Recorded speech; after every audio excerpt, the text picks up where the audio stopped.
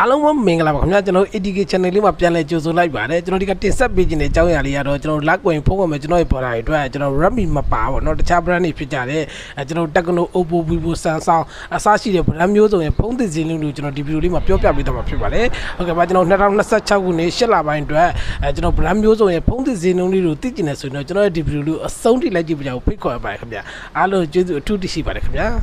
ကျွန်တော်ပထမဦးဆုံးမိတ်ဆက်ပေးခြင်းတဲ့ဖုန်းလေးကတော့ Oppo A68 ပဲဖြစ်ပါတယ်ခင်ဗျာဒီဖုန်းလေးကိုတော့ RAM 4 128ကို8,800ခွဲပတ်ချလဲနဲ့ရောင်းချနေပြီး RAM 6 128ကိုတော့10,200ပတ်ချလဲနဲ့ရောင်းချနေတာကိုလည်းတွေ့ရပါတယ်ခင်ဗျာ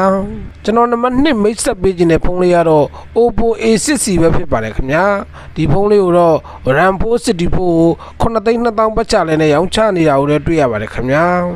ကျွန်တော်နံပါတ်3မိတ်ဆက်ပေးခြင်းတဲ့ဖုန်းလေးကတော့ Oppo A6 ပဲဖြစ်ပါတယ်ခင်ဗျာဒီဖုန်းလေးကိုတော့ RAM 8 128ကို13သိန်းခွဲပတ်ချလဲနဲ့ရောင်းချနေပြီး RAM 8256ကိုတော့14,900ပတ်ချလဲနဲ့ရောင်းချနေတာကိုလည်းတွေ့ရပါတယ်ခင်ဗျာကျွန်တော်နံပါတ်4မိတ်ဆက်ပေးခြင်းတဲ့ဖုန်းလေးကတော့ Oppo A6F Pro ပဲဖြစ်ပါတယ်ခင်ဗျာဒီဖုန်းလေးကိုတော့ RAM 8256ကို19သိန်းခွဲပတ်ချလဲနဲ့ရောင်းချနေတာကိုလည်းတွေ့ရပါတယ်ခင်ဗျာ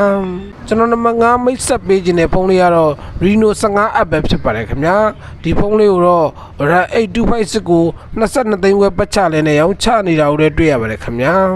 ကျွန်တော်နံပါတ်6မိတ်ဆက်ပေးခြင်းတဲ့ဖုန်းလေးကတော့ Vivo Y05 ပဲဖြစ်ပါတယ်ခင်ဗျာဒီဖုန်းလေးကိုတော့ RAM 464ကို9သိန်းခွဲပတ်ချလဲနဲ့ရောင်းချနေပြီး RAM 4 128ကိုတော့8,300ပတ်ချလဲနဲ့ရောင်းချနေတာကိုလည်းတွေ့ရပါတယ်ခင်ဗျာ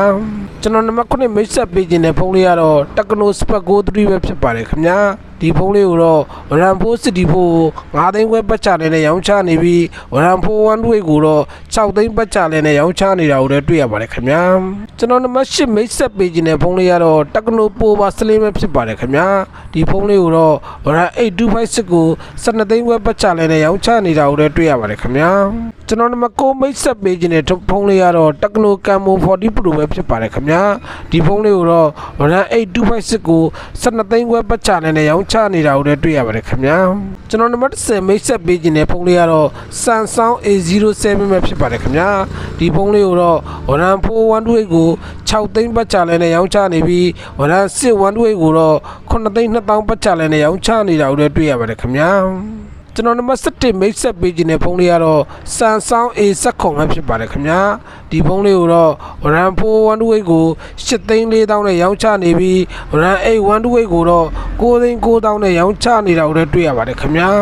ကျွန်တော်နံပါတ်7မိတ်ဆက်ပေးခြင်းတဲ့ဖုန်းလေးကတော့ Samsung A37 ပဲဖြစ်ပါတယ်ခင်ဗျာဒီဖုန်းလေးကိုတော့ RAM 8256ကို22သိန်းပတ်ချလဲနဲ့ရောင်းချနေတာကိုလည်းတွေ့ရပါတယ်ခင်ဗျာကျွန်တော်နံပါတ်73မိတ်ဆက်ပေးခြင်းတဲ့ဖုန်းလေးကတော့ Samsung A50 ပဲဖြစ်ပါတယ်ခင်ဗျာဒီဖုန်းလေးကိုတော့ RAM 256ကို26သိန်းခွဲပတ်ချလဲနဲ့ရောင်းချနေတာကိုလည်းတွေ့ရပါတယ်ခင်ဗျာ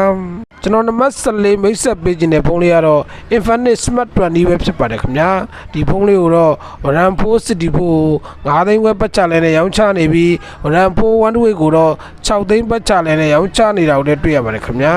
ကျွန်တော်နံပါတ်15မိတ်ဆက်ပေးခြင်းတဲ့ဖုန်းလေးကတော့ Infinix Note 50 Pro ပဲဖြစ်ပါတယ်ခင်ဗျာဒီဖုန်းလေးကိုတော့ RAM 226ကို17,900ပတ်ချလဲနဲ့ရောင်းချနေတာကိုလည်းတွေ့ရပါတယ်ခင်ဗျာကျွန်တော်နံပါတ်16မိတ်ဆက်ပေးခြင်းတဲ့ဖုန်းလေးကတော့ Infinix Note 60ပဲဖြစ်ပါတယ်ခင်ဗျာဒီဖုန်းလေးကိုတော့ RAM 8256ကို14,900ခွဲနဲ့ရောင်းချနေတာကိုလည်းတွေ့ရပါတယ်ခင်ဗျာကျွန်တော်နောက်ဆုံးမိတ်ဆက်ပေးခြင်းတဲ့ဖုန်းလေးကတော့ Infinix Note 60 Pro ပဲဖြစ်ပါတယ်ခင်ဗျာဒီဖုန်းလေးကိုတော့ RAM 256ကို16,600ပတ်ချလဲနဲ့ရောင်းချနေတာကိုလည်းတွေ့ရပါတယ်ခင်ဗျာ